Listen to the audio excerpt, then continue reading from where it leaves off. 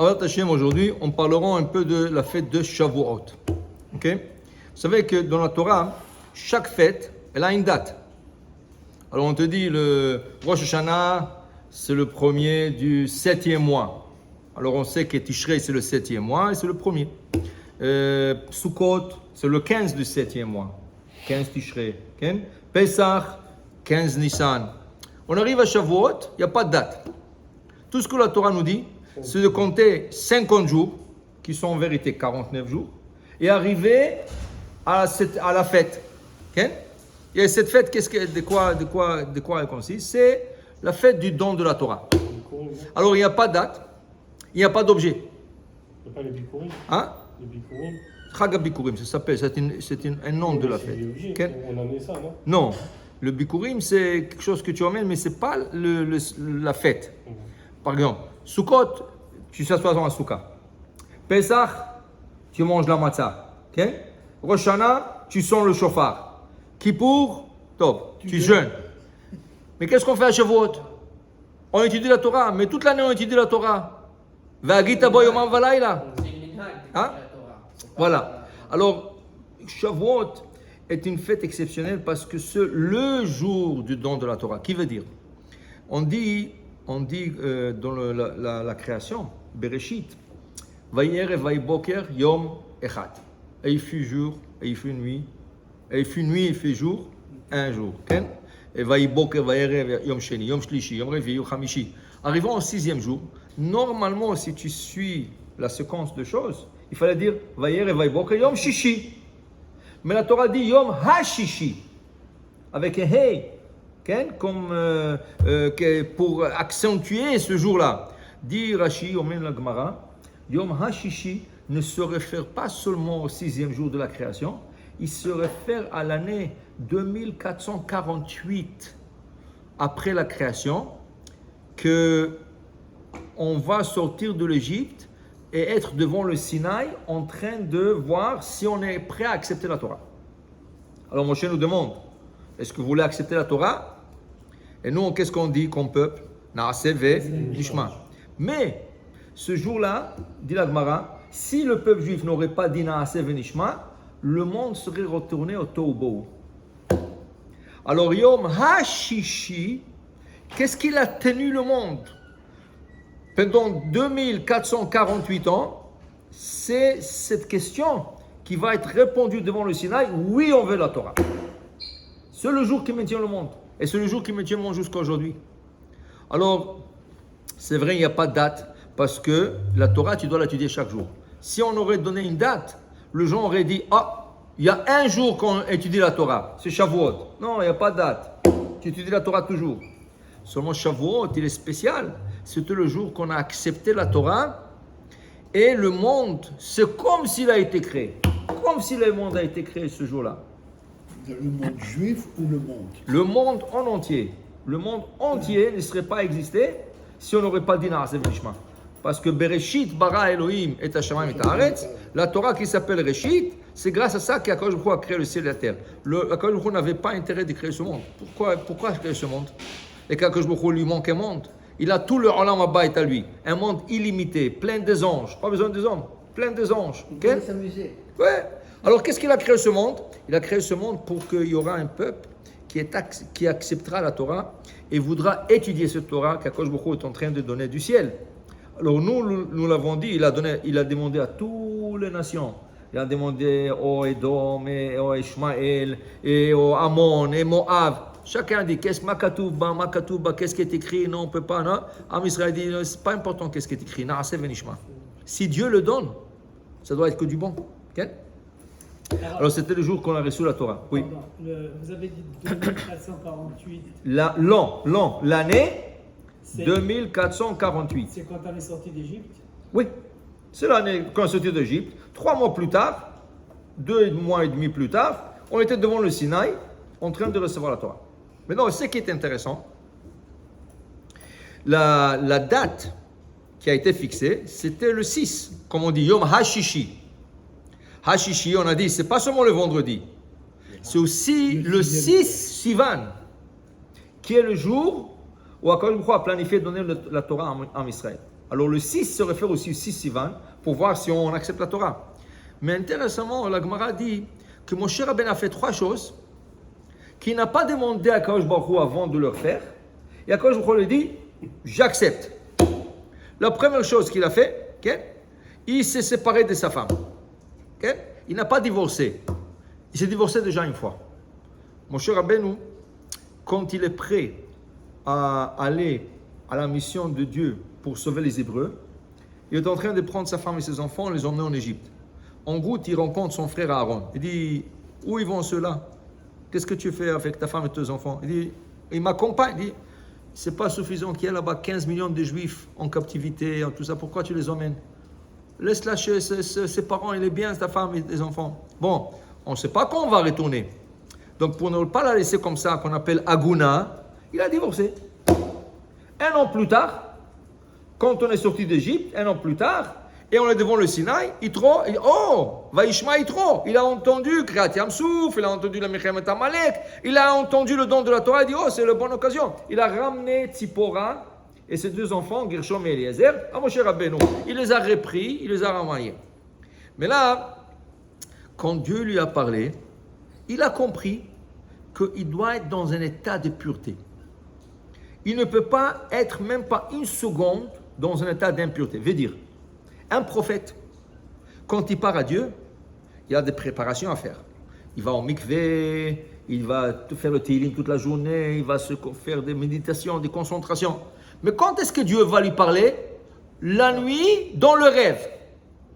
La nuit, dans le rêve. Tous les prophètes. Exception, Moshe Rabbeinu. Moshe Rabbeinu n'a jamais parlé à Dieu à la nuit.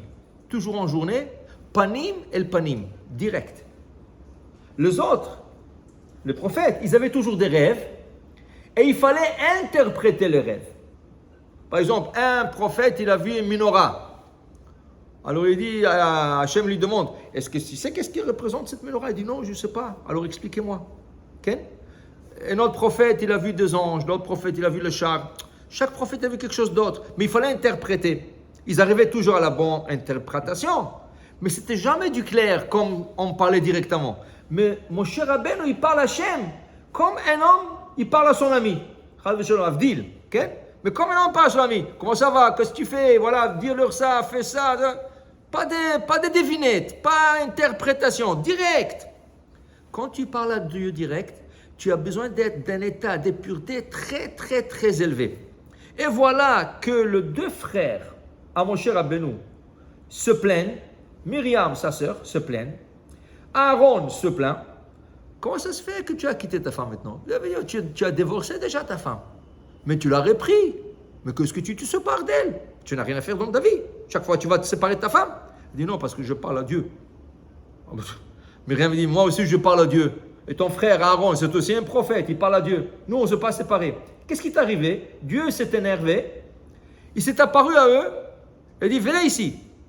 Le Midrash, il dit, tout de suite, ils ont dit, non, on a besoin, avant de vous parler de Dieu, on a besoin de l'eau, de l'eau, de l'eau. Pourquoi? Pour prendre le mikvé. Pour se purifier. Ok? Ah!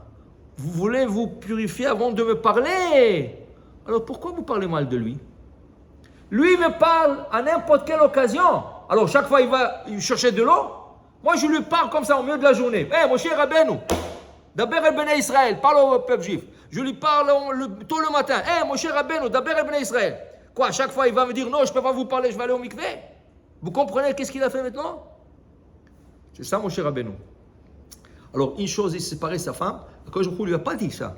Mais il a compris qu'il fallait le faire. Qu'est-ce qu'Hachem lui dit? Hazak ou Baruch. Kol hakavod. Les Ashkenaz auraient dit Ishkoyer, Ishkoyer.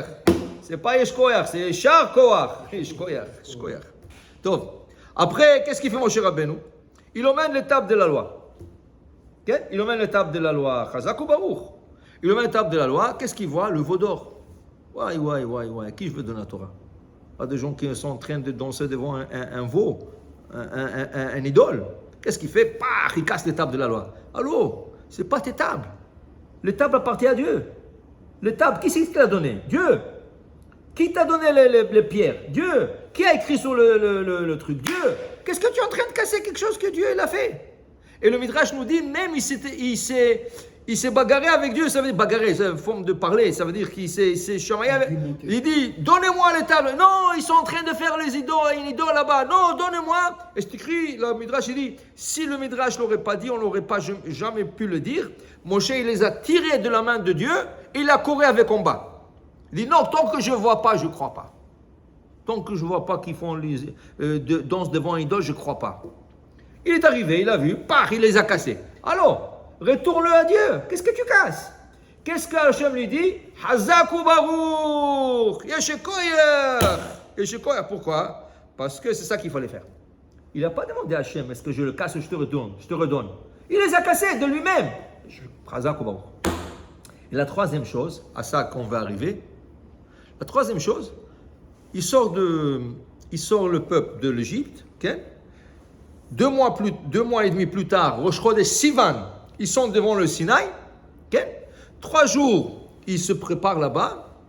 Dieu lui dit, tu sais, le 6 Sivan, dans 2 jours, c'était déjà le 4e jour, il dit, dans 2 jours, je viens vous donner la Torah. Qu'est-ce qu'il fait mon cher Rabbeinu? Non, 3 jours, pas 2 jours, 3 jours. On a besoin de 3 jours de préparation. Bon, Hazak ou Baruch. Tu veux 3 jours? Hazak ou Baruch, je te l'accorde. Il n'a pas demandé à Dieu, est-ce qu'on peut... Non, il a dit, c'est 3 jours. Hachem dit, Hazak ou Baruch. Okay? Alors en vérité, si on fait attention, le 2e jour de don de la Torah aurait dû être quel jour? 6 Sivan. Hashishi, Yom Hashishi, le 6e jour, qui est le 6 Sivan, la date hébraïque 6 Sivan. Moshe, il ajoute une journée de plus. Alors, quel jour on a reçu la Torah? 7 Sivan. 7 Sivan. Alors maintenant, vient le Magen Avraham dans le Shulchan Aruch, il dit, oh. Alors, comment ça se fait que nous fêtons Shavuot le 6 Sivan? Qu'est-ce que tu vas me dire? Qu'on a reçu la Torah? Mais on n'a pas reçu le 6 Sivan. On l'a reçu le 7. Et en plus de ça, dans la Torah, c'est écrit une date. Il n'y a pas de date. C'est écrit compter 50 jours. Combien de jours on compte? 49. 49. Pourquoi on ne compte pas vraiment 50 jours? Et le 51e, ça va être le 7 Sivan, ça va être la date du don de la Torah. Mais nous on compte 49. Et en plus, après, on fait Shavuot, jour 50, okay? Qui est le 6 Sivan. Alors le Magen Avraham dit, je ne comprends pas. Quand on fait Pessah, quel jour on le fait? Le jour qu'on est sorti d'Égypte. C'était le 15 Nissan. Quand on fait Rosh Hashanah, le jour que la Torah dit, c'est le 1er Tishrei. Tous les fêtes. Et comment ici? Justement, la Torah le laisse comme ça, vague. La Torah le laisse vague. Pourquoi? Qu'en vérité, on n'a pas reçu la Torah ce jour-là. Mais Dieu veut qu'on la fête ce jour-là. Il n'a pas écrit dans la Torah le 6 Sivan. Mais il veut qu'on la fête 6 Sivan. Pourquoi? Il faut comprendre que Dieu, il a planifié donner la Torah le 6 Sivan. En action, ça veut dire quand tu arrives en pratique, ça a été donné le 7 Sivan. Mais la pensée de Dieu, elle reste dans la création. Puisque la pensée était 6, c'est la date qui a été fixée. Mais dans cette année-là, 2448, on a reçu le 7. Mais l'année d'après, quand ils vont fêter Shavuot, quel jour ils ont fêté? Pas le 7, le 6. Alors, on comprend une chose. Le 2e jour en diaspora, quand on n'est pas en Israël. En Israël, Shavuot, c'est un jour. Okay? Un jour en Israël. Et quand par exemple, la fête, elle tombe vendredi, samedi.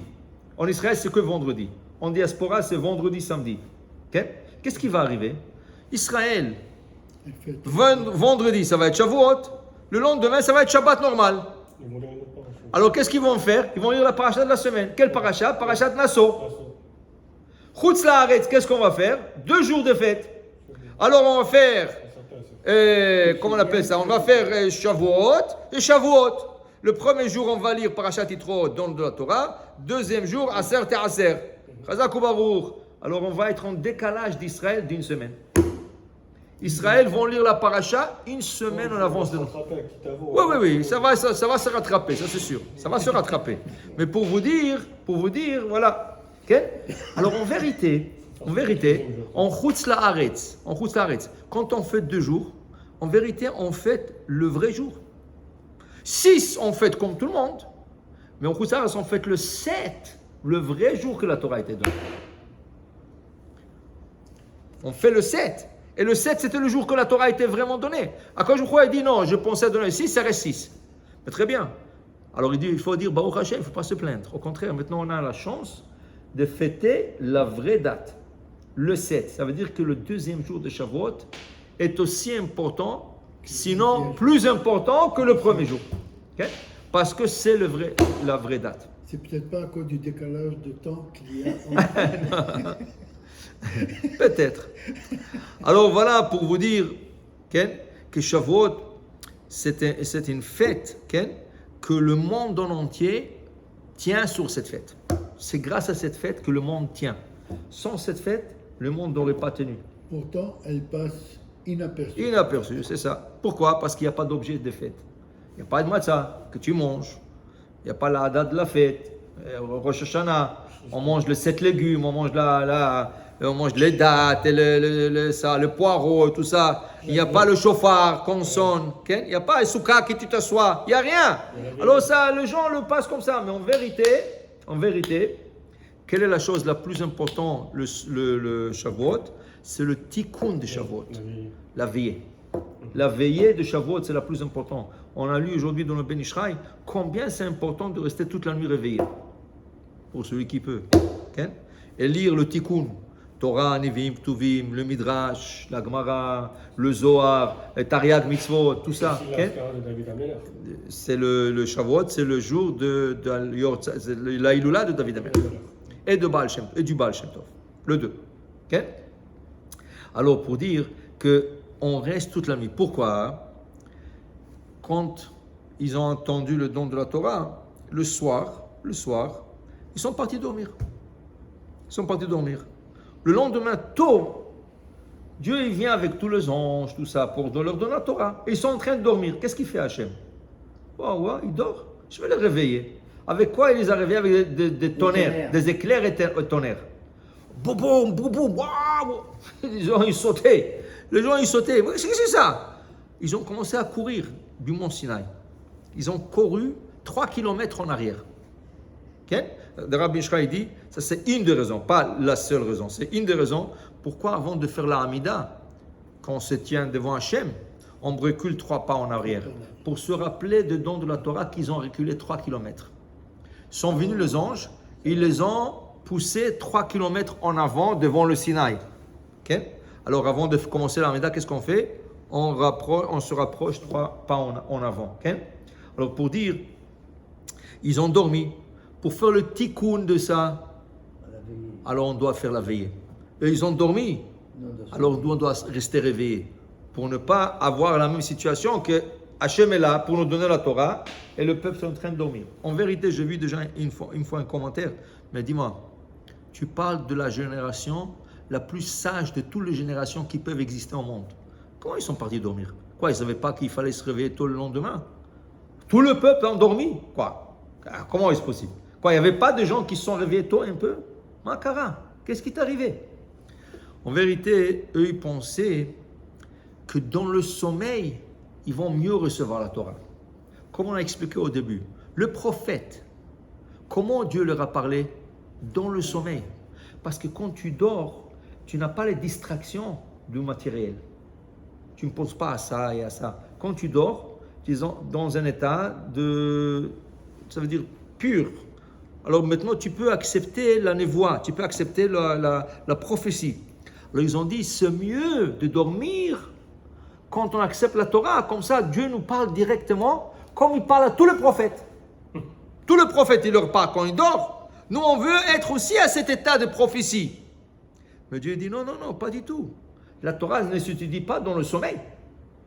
La Torah s'étudie quand tu es réveillé. Okay? En vérité, au Canada, il y avait un tzaddik de Tosh, il s'appelle le rabbi de Tosh. Okay? Ce tzaddik-là dormait peut-être 3 heures par nuit. il restait toute la nuit pour recevoir le gens. À 3 heures du matin, le gens partait. 3 heures, 4 heures du matin, le gens partait.